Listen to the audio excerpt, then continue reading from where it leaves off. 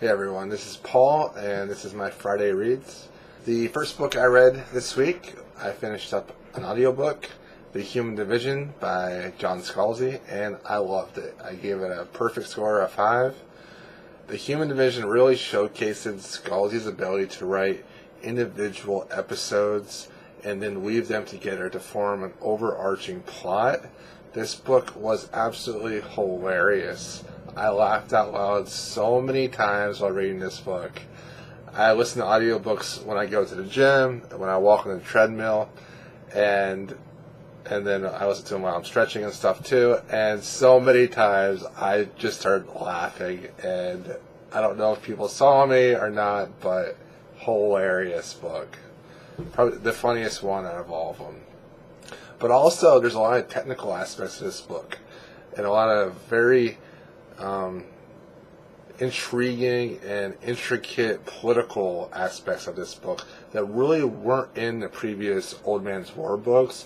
They were just more hinted at, and this one here is just like full-blown politics hilarity.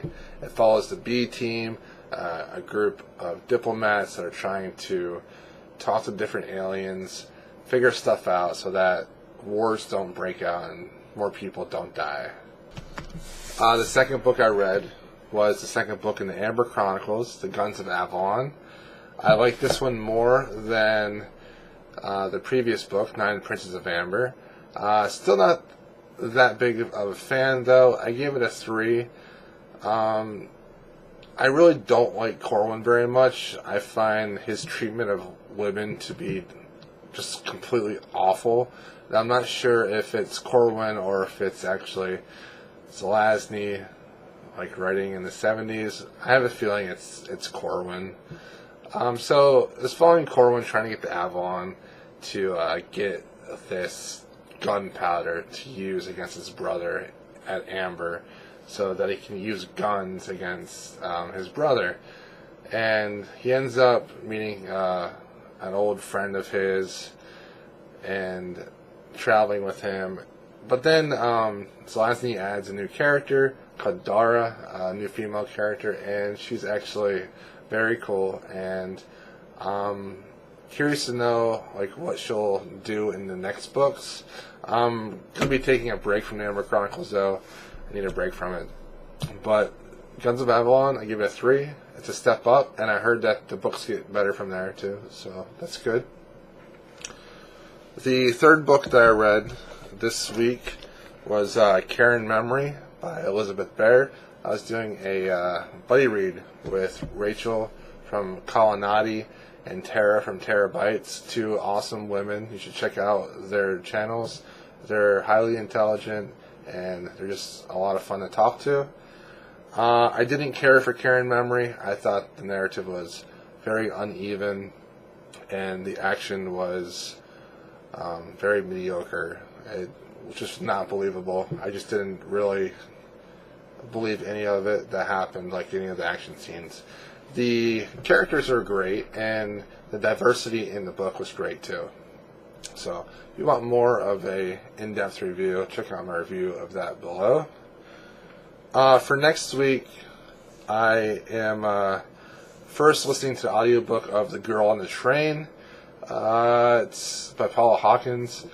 It's okay so far. It reminds me a lot of like a Lifetime movie.